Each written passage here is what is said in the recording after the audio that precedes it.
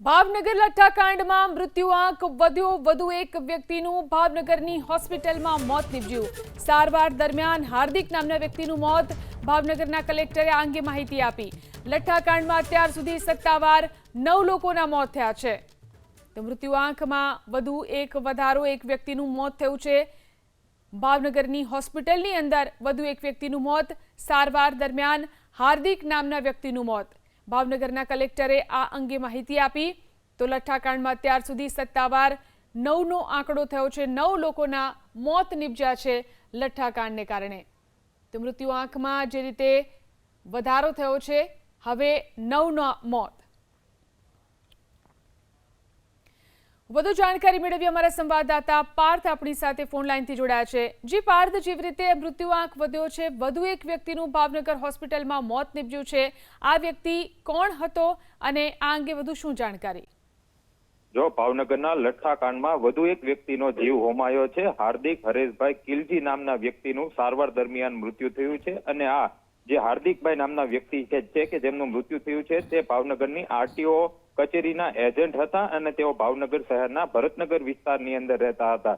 મહત્વની બાબત એ છે કે આ જે વ્યક્તિ છે કે તેમને 18 ઓગસ્ટના રોજ તેમને ઝેરીલી ડુપ્લિકેટ રોએસ્ટેકની બોટલ પીધી હતી અને ત્યારબાદ તેમની તબિયત છે તે લથડી હતી અને ત્યારબાદ આ વ્યક્તિ છે તેમને ભાવનગરની સરકારી હોસ્પિટલમાં ખસેડવામાં આવ્યા હતા અને બાદમાં વધુ તબિયત લથડતા ખાનગી હોસ્પિટલ લઈ જવામાં આવ્યા હતા, પરંતુ સારવાર દરમિયાન આખરે આજે હાર્દિકભાઈ કિલજી છે તેમનું મૃત્યુ થયું છે અને આ સાથે જ ભાવનગરમાં અગાઉ લઠ્ઠાકાંડના કારણે 8 વ્યક્તિઓના મોત થયા હતા, પરંતુ હવે આ મૃત્યુઆંક વધ્યો છે અને 9 પર પહોંચ્યો છે। જોકે અત્યાર સુધીમાં આજે લઠ્ઠાકાંડની અંદર કુલ 61 લોકો અસરગ્રસ્ત થયા છે અને સૌથી કરુણ બાબત તો એ છે કે આજે હાર્દિકભાઈના પરિવારમાં 2 સંતાનો છે કે જેમને પિતાની છત્રછાયા ગુમાવી છે।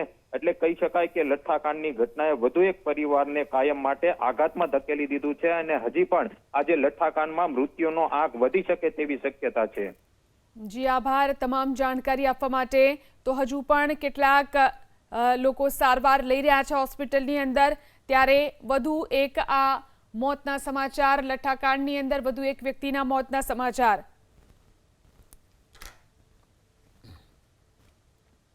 તો ભાવનગર લઠ્ઠાકાંડને લઈને જે મોટા સમાચાર પ્રાપ્ત થઈ રહ્યા છે, મિથેનોલના વિતરણ અંગે રાજ્યભરમાં તપાસ શરૂ કરવામાં આવી। પોલીસ, નશાબંધી અને આબકારી વિભાગે સતર્કતા વધારી છે। મિથેનોલને કારણે ભાવનગરમાં લઠ્ઠાકાંડ થયો છે, ત્યારે મિથેનોલના ઔદ્યોગિક વપરાશ અંગે રાજ્યભરમાં તપાસ શરૂ કરાઈ।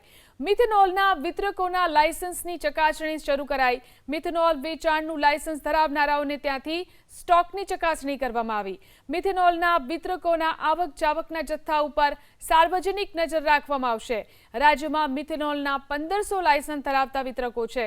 ભવિષ્યમાં લઠ્ઠાકાંડ ન થાય તેવા પ્રયાસના ભાગરૂપે આ ચકાસણી શરૂ કરવામાં આવી છે।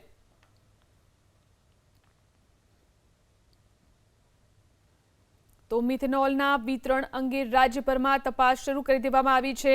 પોલીસ, નશાબંધી અને આબકારી વિભાગે હવે સતર્કતા વધારી છે અને તપાસ શરૂ કરી છે। વધુ જાણકારી મેળવી અમારા સંવાદદાતા હિરેન ફોન લાઈનથી જોડાયા છે। જી હિરેન, મિથેનોલને લઈ અને શું તપાસ અત્યારે ચાલી રહી છે? જીલન, ભાવનગરની અંદર જે લઠ્ઠાકાંડ થયો તેની અંદર મિથેનોલનું પ્રમાણ એ જે મૃતકોના પોસ્ટમોર્ટમ કરવામાં આવ્યા તેમાં વધારે જોવા મળ્યું છે। મનુષ્યના શરીરમાં જો 10 ml જેટલું પણ મિથેનોલ આવે તો મૃત્યુ થવાની શક્યતા હોય છે, જ્યારે આ મૃતકોના પોસ્ટમોર્ટમમાં 200 ml જેટલો મિથેનોલ મળી આવ્યો છે, જેને લઈ અને હવે પોલીસ અને રાજ્યનો નશાબંધી અને આબકારી વિભાગ એણે સતર્કતા વધારી છે। રાજ્યની અંદર લગભગ 2 કે 3 જેટલા જ મિથેનોલના ઉત્પાદકો છે, એની સામે જે વિતરકો છે, લાયસન્સ ધારકો, તેની સંખ્યા 1500 જેટલી છે। આ તમામ સ્થળોએ અત્યારે રાજ્યની પોલીસ અને નશાબંધી તેમજ આબકારી વિભાગ દ્વારા અત્યારે તપાસ શરૂ કરવામાં આવી છે। 2 પ્રકારની તપાસ શરૂ કરવામાં આવી છે। એક તો જેના લાયસન્સ છે એ જ લોકો આ મિથેનોલનું વિતરણ કરે છે કે લાયસન્સ વગરના પણ કેટલાક લોકો આ મિથેનોલનું વિતરણ કરી રહ્યા છે, કારણ કે મિથેનોલ એ ઉદ્યોગોની અંદર વપરાતું કેમિકલ છે, એટલે તેના માટે લાયસન્સ લઈ અને તેનું વિતરણ કરવું જરૂરી હોય છે, જેના કારણે આ લાયસન્સ આપવાની જવાબદારી પણ નશાબંધી અને આબકારી વિભાગની જ હોય છે, તેનું સંચાલન તે જ કરે છે। બીજી તરફ જેની પાસે લાયસન્સ છે અને તે મિથેનોલનું વિતરણ કરે છે, તેમના આવક અને જાવકના જથ્થાની ચકાસણી કરવામાં આવશે.